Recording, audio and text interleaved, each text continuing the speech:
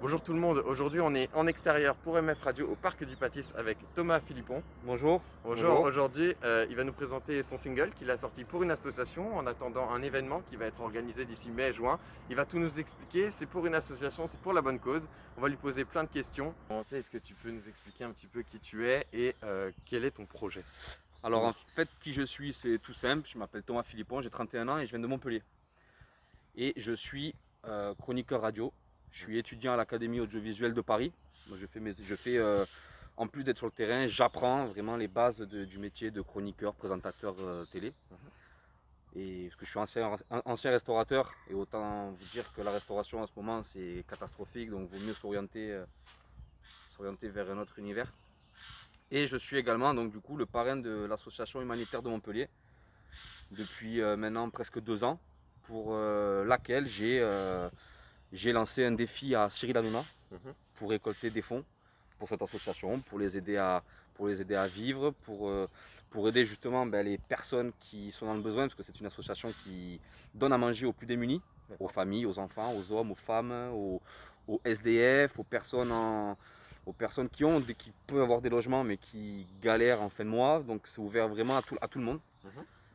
Et voilà, donc d'où ce petit défi à Cyril Hanouna qui est le tennis gone, que j'ai appelé le tennis gone parce que c'était un match de tennis et c'est un défi, donc j'ai appelé ça tennis gone parce qu'à l'époque quand j'ai lancé le défi, il y avait l'histoire de l'octogone entre Booba et Karis, le combat, donc je me suis dit je vais garder le mot gone et je vais mettre le tennis devant. Alors donc il y a un tennis gun qui va être organisé donc à Montpellier. Est-ce que tu sais quand est-ce que ça va avoir lieu? Et malheureusement, pas trop en fait, on n'a pas réussi à définir de date précise à cause malheureusement du Covid qui pénalise en fait tout le monde. Et donc j'ai pas forcément de date, du coup on était parti sur une base d'avril-mai, alors là maintenant je sais que ce sera plus du mai voire juin. L'essentiel pour moi, c'est après la date, elle sera communiquée, mais l'essentiel c'est que ça se fasse déjà, que ce soit en mai, en juin, en juillet. Le plus important c'est que ça se fasse. Après plus on a de temps, je me dis mieux c'est pour l'organiser. Plus on attend, plus ça pourrait être, ça sera pas fait à l'arrache. Donc non, la date pour l'instant c'est très compliqué à Et caler. donc c'est un tournoi, c'est ça? Ça va être, il y aura un gagnant, un perdant. Ça va être un match, en fait c'est un match de tennis en 2 sets gagnants, comme un match normal de tennis, lui contre moi, donc ouvert au public. Ok.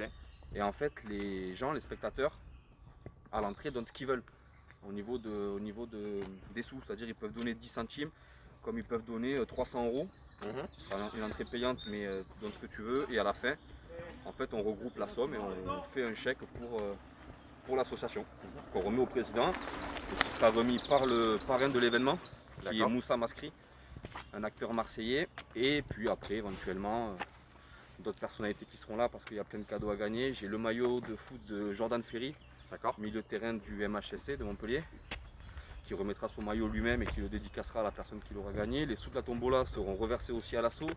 Il y a le maillot de Luka Karabatic que j'ai reçu aussi, qui lui est déjà dédicacé, qui sera à gagner sous forme de tombola aussi. Donc il y a toute une petite organisation, il y aura des food trucks pour que les gens puissent manger, ou le food truck reversera une partie de son chiffre d'affaires à l'assaut. Il y aura une marque de vêtements qui est la mienne, où moi je revends tout, je reverse tout à l'association. Voilà, c'est tout un programme. Alors moi j'ai deux questions. Pourquoi le tennis et pourquoi Cyril Hanouna? Alors pourquoi le tennis? Parce que du coup moi je joue au tennis, du coup ça fait 15 ans. Et je voulais un défi sportif, donc je ne me voyais pas défier par exemple Zizou au football, tu vois. Donc je me suis dit un petit match de tennis. Donc Hanouna qui joue au tennis, il est fort, forcément, qui est très fort. Il est fort. Et parce que au niveau associatif, je sais qu'il est, il aime aider les gens, ça lui tient beaucoup à cœur. Donc je me suis dit, voilà, tennis, association, défi, 3 choses qu'il adore et qu'il aime relever. Donc je lui ai dit bon ben allez, on va envoyer, puis on verra bien ce qu'il me dit. De toute façon, au pire il fait quoi? Au pire il dit non. Et il a dit oui. Et il a dit oui. Et il a dit oui. Si on veut soutenir l'association, qu'est-ce qu'on doit faire? Il y a un site internet Ouais, c'est l'AHM, les 3 lettres, ahm.com. C'est le site de l'association humanitaire de Montpellier qu'on retrouve sur Instagram, sur Facebook, sur Twitter, à Association humanitaire de Montpellier. Tous les Meldois qui nous regardent, vous connaissez peut-être Geoffrey Jourdraine, que tu connais très bien. Ah ouais, Geoffrey Jourdraine, c'est champion de France. Champion de France à Montpellier en 2012, bien sûr. Très grand gardien du club. Et alors pourquoi est-ce qu'on parle de lui?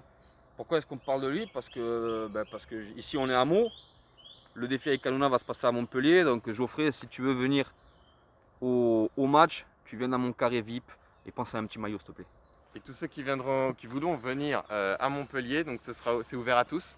C'est ouvert à tous, tous. Et après le lieu, alors le lieu, je suis en train de voir moi personnellement, alors le plus simple et le plus adéquat, surtout au vu de la situation actuelle, la crise sanitaire, pour moi l'aréna serait le mieux, c'est le must, parce que il y a 30 000 places, je crois, quelque chose comme ça, mais on peut couper en deux. Et surtout, on peut espacer les gens en fait. C'est ça le plus important. Si vraiment on est encore dans le Covid, c'est un endroit où je sais qu'on peut, avec un bon protocole sanitaire, on peut bien espacer et que tout se déroule sans encombre et sans risque pour personne.